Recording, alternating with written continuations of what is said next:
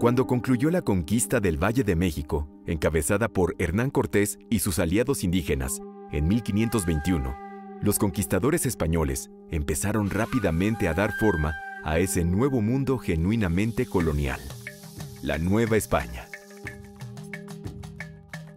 De 1521 a 1541, implantaron diversas medidas políticas y sociales para regular las numerosas culturas o naciones indígenas, como las llamaban, y determinar criterios jurídicos para dominarlas y adoctrinarlas en la religión católica.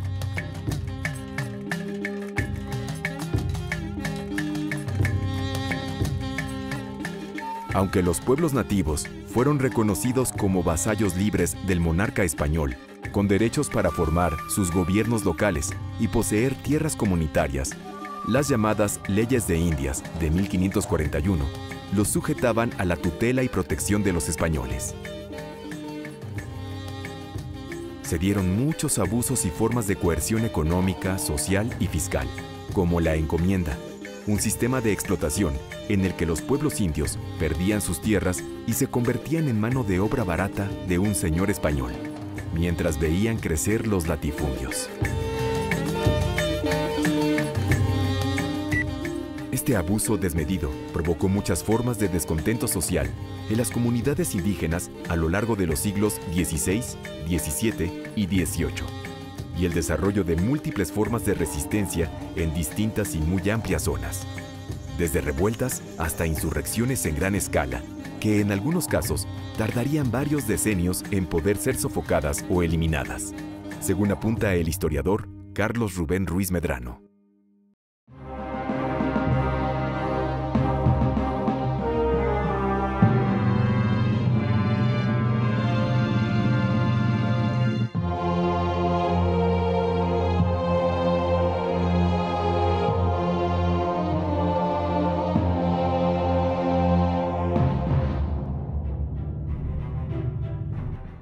Durante el siglo XVI, la mayor parte de las insurrecciones se dieron en sociedades nativas que rechazaban integrarse a la sociedad colonial naciente que se extendía sobre sus territorios.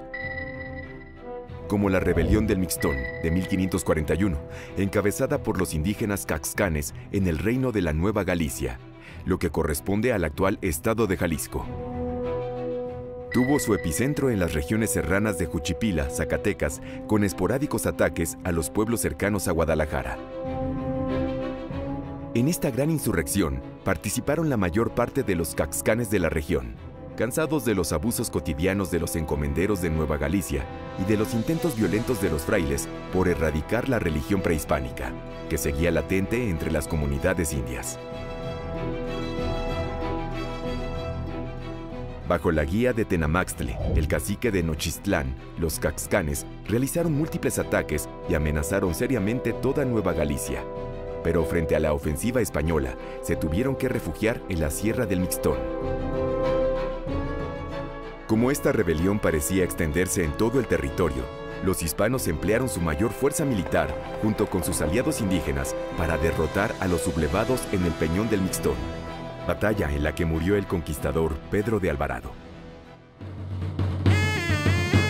La Guerra del Mixtón todavía se recuerda con la danza de los tastuanes en los municipios de Juchipila, Jalpa, Moyagua y Aposol en Zacatecas.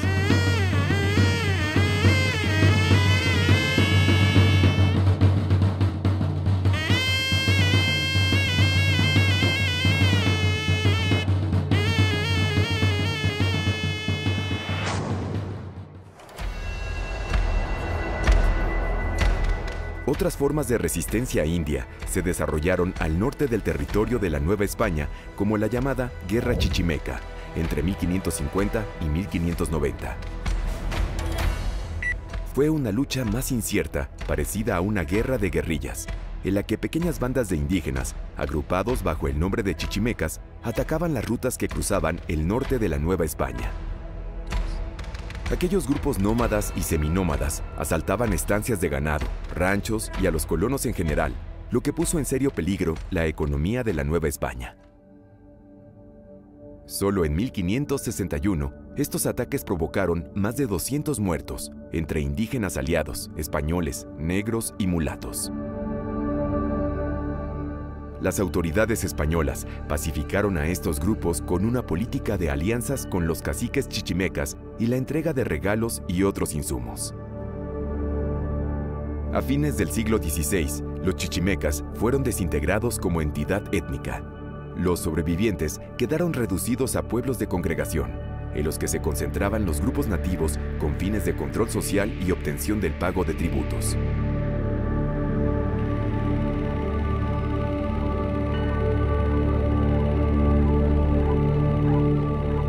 En las cercanías de la ciudad de Oaxaca, allá por 1550, los zapotecos también se alzaron para expulsar a los españoles de sus territorios.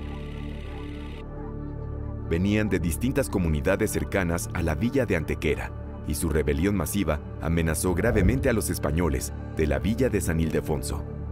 El virrey Antonio de Mendoza tuvo que enviar una gran fuerza militar para sofocarlos.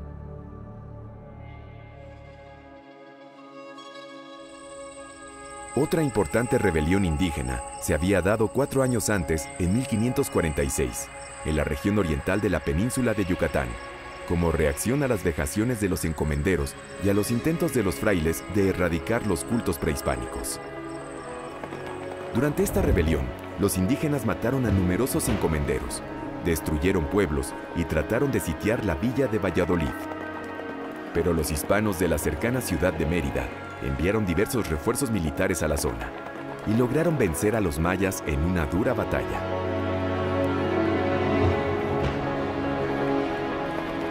Los últimos focos de la rebelión fueron sofocados al cabo de varios días mediante negociaciones que permitieron pacificar toda la región. En el siglo XVII, la Nueva España seguía en expansión. Alcanzó alguna estabilidad social y política e incorporó nuevos territorios y naciones indígenas a su órbita, que ya llegaba hasta el actual Nuevo México, en lo que hoy es Estados Unidos, y a Florida y California. Una de las primeras insurrecciones de ese siglo fue la rebelión de los Acaxes, que se dio entre 1601 y 1602 en la Sierra Madre Occidental, en los actuales estados de Sonora y Durango. Los españoles tenían sometidos a los Acaxes a un régimen de esclavitud, al trabajo forzado en las minas de oro y plata. También congregaban a buena parte de ellos de manera forzada en distintos pueblos de misión establecidos por los frailes franciscanos. Un grupo de 50 Acaxes se fugaron en 1601 del asentamiento minero de Topia e iniciaron esta revuelta que se extendió rápidamente y logró integrar a cerca de 5,000 guerreros con el fin de exterminar a los colonos españoles, a los indígenas cristianizados y quemar las iglesias. Los Acaxes destruyeron el Real de Minas de Topia, cerca de las misiones de San Pablo y San Pedro, y mataron a buena parte de los habitantes de los pueblos de las Vírgenes y San Andrés. Sus ataques se prolongaron por varios meses, hasta que el gobernador de Durango despachó una numerosa fuerza militar que derrotó a los rebeldes, concentrados en el Peñón de Pozpa, lo que entrañó la destrucción de esta etnia. Otra de las grandes rebeliones indígenas del siglo XVII fue la de los indios de Nuevo México en 1680, que culminó con la expulsión de los españoles de sus territorios por más de 10 años. Los habitantes indios de la región eran explotados y se los concentraba en numerosos pueblos de congregación y encomienda. Popé, un líder religioso de la etnia Tegua, inició esta revuelta hacia 1680, con el apoyo de otros grupos tribales. Los insurrectos saquearon y destruyeron numerosos asentamientos españoles y para agosto de 1680 habían eliminado a la mayor parte de los hispanos en casi toda el área. Los supervivientes e indios aliados quedaron sitiados ahí hasta que el gobernador Antonio de Otermín decidió que abandonaran la provincia. 12 años después, en 1692, el capitán Diego de Vargas, al mando de tropas españolas y aliados, reocupó por la fuerza y de manera sangrienta la región. Y aunque los indios se alzaron de nuevo en 1700, la mayor parte del territorio quedó pacificado.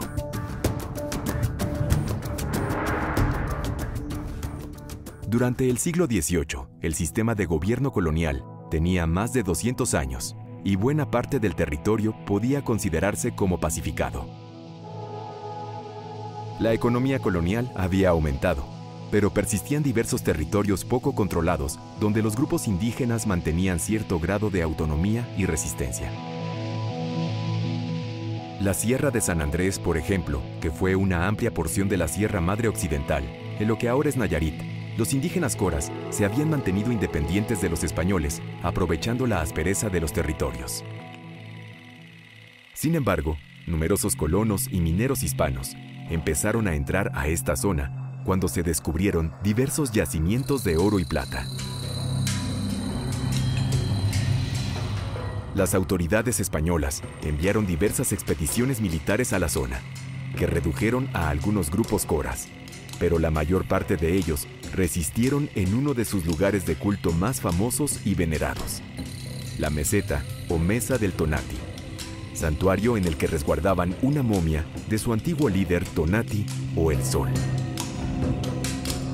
Santiago de Rioja y Castillo, capitán de caballería de esa provincia, tomó el santuario y quemó la momia. Y aunque la resistencia de los coras se mantuvo con diversos altibajos a lo largo del siglo XVIII, la destrucción de su santuario fue determinante para lograr conquistar su territorio.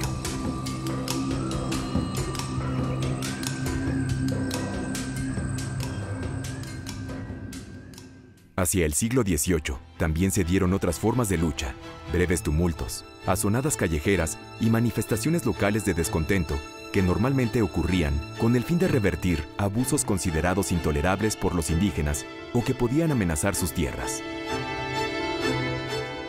Se han contabilizado más de 120 de estos eventos en las provincias de México y Oaxaca durante este periodo, lo que muestra la gran capacidad de las comunidades indígenas para defender sus derechos por la vía armada.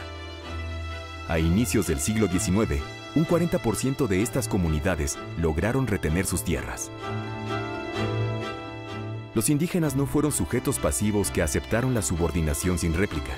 Por el contrario, supieron expresar su malestar y su descontento frente a distintos abusos sociales y económicos. Algunas de estas rebeliones derivaron en la extinción de sus protagonistas, como sucedió con los chichimecas y acaxes. Pero en otros casos, los grupos nativos lograron mantener su identidad étnica a través de la resistencia.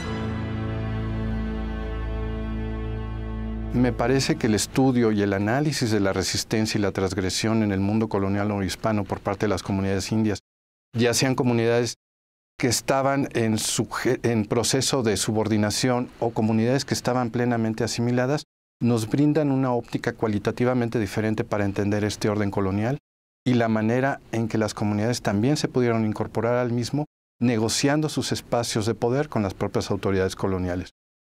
Creo yo, y en última instancia, que esto constituye un elemento fundamental para explicar la manera en que hoy día las comunidades nativas siguen interpelando el orden social y siguen constituyendo o constituyéndose en agentes en la construcción de su propia historia.